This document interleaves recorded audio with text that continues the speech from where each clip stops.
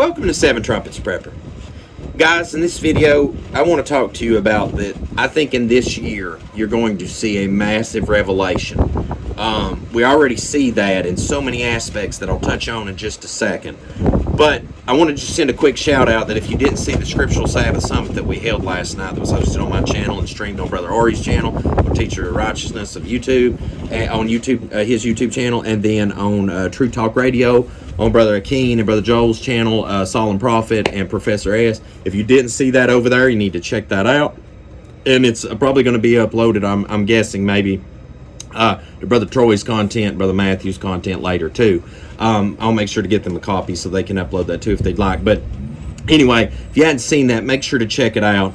And, I was just thinking, with it being the last day of the Feast of Unleavened Bread, and for those keeping the scriptural calendar this year, and also just thinking about last night in closing. If you didn't watch the video, links in the video description below, and also there won't be a live stream tomorrow because that was like 5.5 hours of content. You can view that tomorrow. I'm taking the day off on Sabbath and enjoying myself and my family, y'all willing. But if you look at the last 10 minutes in that, I just talked about that it seems to me in these last days that the most important things to be talked about are not being discussed. Things that need to come to light. All right, follow with me because this is also in the context of this video. And, I've just seen so many things debated over the years, from is chicken clean or unclean to polygyny, which heaven help the man that can even put up with more than one Western woman anymore, because let's face it, Western cultures teach women to not act right at all or be a helpmate to a husband, and that's not an indictment on women. That's an indictment on the culture we live in. I don't know how you deprogram that. And then moving forward from that, the debates that's been held just recently. What was it? Pastor Greg Locke with Dean Odell about flat earth. There's a lot of things that have been argued. Some things are valid conversations for the last days. Some I just, I don't even know why it was given the credence of time when there's far more pressing matters of the law. But when it comes to the Father's appointed times, this conversation, it's not going to stop. So anybody that wants to keep, beating the war drum of the false Sabbath and the false calendar and all this stuff, those days are almost over. The jig is almost up. So I can just lay before you like blessing or cursing, is that I would either make some adjustments to start going down the appointed times correctly, or I would just quietly dip off the scene because people's starting to wake up. And I think what me and the other brothers got together and put together the other night shows you there's multitude of upright men that are out here that have been a witness and a testimony for many, many years. And we're not going to stop. And if you say, well, don't listen to them, there's many more that will step up in our stead and tell the truth too. So I'm just saying the facts are out there. Now, whether you want to absorb that and make that, part of your life and walk out the truth, that's up to you. But with all that said, it's interesting to me that I think with the hour that we're living in, and especially with this eclipse coming, that it reminds me so much of Nineveh too, is that you're going to see this opportunity where that a lot of things are going to come to light in many things. You've seen from right now, if you're paying attention, the Nickelodeon stuff being exposed, the Disney stuff being exposed, the music industry stuff being exposed, even in the religious world, the Christian mega pastor preachers being exposed, and even in the Torah community, I'm starting to see some stuff come on full meltdown. And let's just put it like this is all I got to say on that, is even if half of it's true, bro, that's horrible. And it's going to play itself out. And nothing done in the dark will stay in the dark. It's always going to come to the light, all right? And so one thing that, and I hate to say this because I really feel in some ways I fall into this category, is because the reason that I have no issue of like calling this stuff out on the carpet is because, one, I count myself sinful, and if it wasn't for the blood of Messiah and his grace, I'm not going to make it into the kingdom because I know my sins, all right? I know the stripes that I'm worthy of, okay? I'm not going to sit around and act like I'm self-righteous better than anybody else. I'll be the first to tell y'all that, Brother Luke has his own issues at times, right? The flesh and everything else. I get that. But I will say this and speak to this measure, is that I know I think it drives my family nuts, my coworkers, friends, everyone nuts, is I really think at times when I deep dive in my own life that I am a high operating sociopath. Now, I don't mean that like in the sociopath, like hurting somebody, things like that, all right? It's a bright day out there with the sunglasses on. Is that, back on anyway, is that the reason I say that is because I will sit back and I will observe situations, people, things, events, and I will make a clear, concise decision on how to act on things. And if I was going to do something, see, I'm the kind of person, I'll just tell you, well, I'm going to do that. It doesn't matter if it's right or wrong. I'm just telling you, I'm going to do said A, B, C, and D. And I'll go do it. You can ask anybody I know.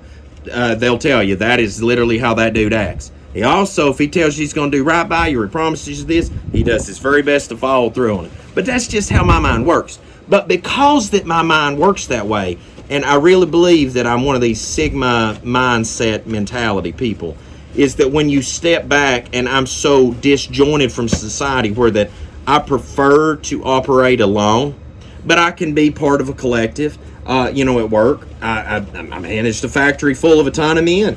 I had to be a team player. I wanted to make sure everybody won. I can be part of a team when I need to, but I like to operate alone, because if I rise to the occasion, succeed, by the grace of y'all, I did it on my own. If I fail, then it's 100% on me, but I have a hard time at times leaning on other people. I want to do good by people, leave them better than I found them, and then step away, and leave them to do their own thing. It's just how I'm wired. But because that wiring is that way, it's gave me the ability to see how a lot of people operate in wickedness. Like they put on this real nice facade, but behind the scenes, they're dirty as it can get. And the reason I can see that is because if I wanted to operate in said spirit, I could too. But I don't want to do that, because listen, you all going to have a bill due on Judgment Day. My tab is stacked deep. I don't want no more bill, all right? So if I can pay that tab now in the flesh, by all means, let me settle my accord in my accounts right now, because I don't want to be liable on Day of Judgment, other than just be, good job, thou faithful servant, enter into life eternal. That's what I want to hear, all right? Not depart from me, I never knew you, Luke. All right, so when you look at this year, I think everybody needs to take a breath, take a step back, macro zoom out, just like we did last night, macro zoomed out on the scriptural calendar and compartmentalized that thing, chop, chop, chop, chop, chop, and served it up to everybody, so that if you want to accept it, you can. If not, then it's up to you, and you can answer for that later. If you want to continue in lies and deceit. But I'm telling you, if you take this thing and divide it in half right now, we just look at the carnal, the worldly stuff, all the big tech, the big media, all these people that's so-called elite, they are starting to get their sins laid bare. Because the problem is just like these people rob a bank. It's like these people do drugs. They can't just get that one hit and walk away. Like, they can't just go to the bank, knock it off one time, and leave. No, they got to go back and dip in again, and back and dip in again. And eventually, something slips out of the roster, and then that's on the books. People see what's up. And that's exactly what's finally playing out, is in this Hollywood thing and in all this media stuff and everything. Babylon's sins are starting to be laid out. And we're in this season where it's all going to be revealed. I mean, we're watching the wrapping up of all things before us. I mean, River Euphrates is drying up. You don't hear your pastor man talking about that. You don't hear about them talking about the signs and the evidence. You don't hear them talking about all these prophetic things that's playing out. Pop, pop, pop, pop, pop, pop, pop, right in front of us. Nope. Just same old garbage nonsense all the time. And drama. And whenever you look at the Christian community, all these people that leaned on these big-time, big-wig mega pastors, boy, they starting to get a real dose of reality of, hey, this ain't jiving out. Like, these people are about as corrupt and wicked as you can get. It actually makes me think back to, I believe it was, and I don't want to misquote this, there was two sons of Aaron that they waited at the tent of meeting. And I think they had physical relations. I'm going to keep this as clean as possible for the video. physical relations with the women that would come up to worship before the tent of meeting. And it finally come out. I think it was sons of Phineas. Forgive me. But anyway, I believe it from lineage Aaron anyway. But when you look at this and you look at that historical context there, it doesn't matter. Sorry, I thought the camera's about to go. Oh, it did. Sorry, guys. There we go. Wind is wild on this hilltop today. But anyway, whenever you look at that in context, that just goes to show you, even in ancient times, people in great renowned position of power, how corrupt it can be. And let's face it, power corrupts, and absolute power corrupts absolutely. And when you take this last step in this conversation I'm having today, and I'll close this out, is I'm watching different things unfold out in the Torah community too.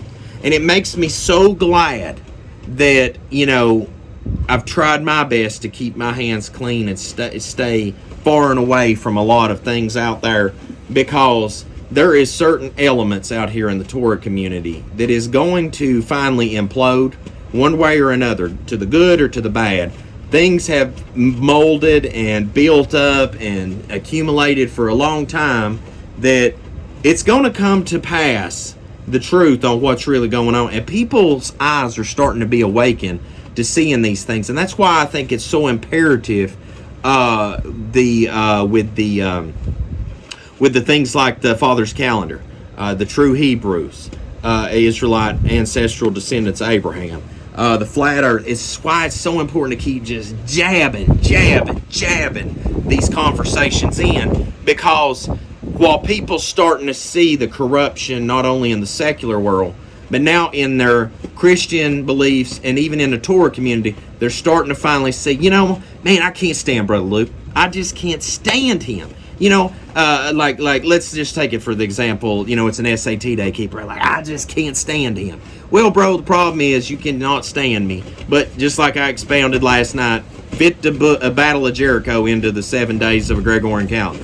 Fit me in how that it's all right to do war on Sabbath, when in the days of the Maccabean revolt, they wouldn't even do war on Sabbath. So obviously they weren't going to profane it back then. Show me the Carfax on all this.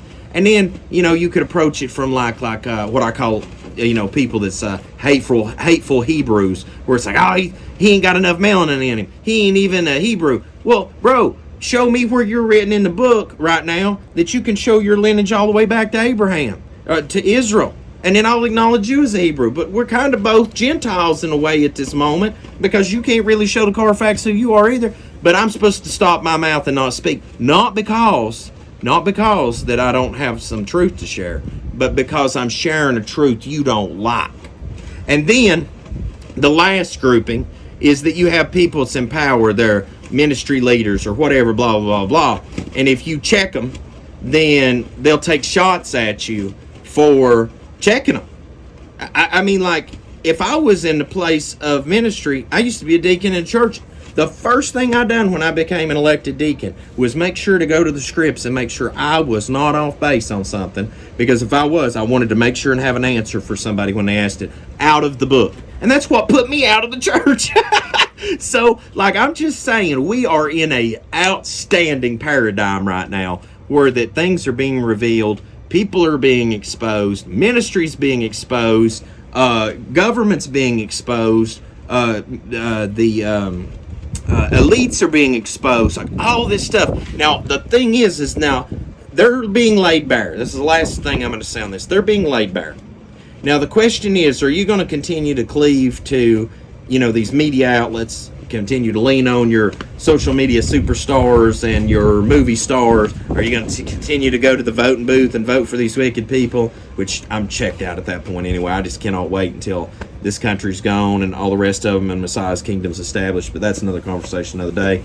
And are you going to keep cleaving to all these so-called teachers, pastors, preachers, elders, apostles, deacons, whatever else titles and labels you want to throw on them? Are you going to keep leaning up on these people? I mean, I'm just asking, like, what the flip is it going to take? Like, how much sin, how much exposed truths does it going to take on all this gambit of these different things I've touched on before you just check out, bro? Like, listen, put all this mess away. Go get you a nice little piece of dirt, Put you some cows on it, some sheep on it, some chickens on it. Get you a wood stove, some off-grid power, some water, and just sit back and relax, baby, and watch this thing burn down. Because I'm going to tell you what, this sky dome above, we're almost at go time. Guys, as always, till we see you again here at 7 Trumpets Prepper Channel. Hope Most High Yah Baruch you and keep you, make his face shine upon you, show you favor, and give you shalom, my friends, in Yahushua's name.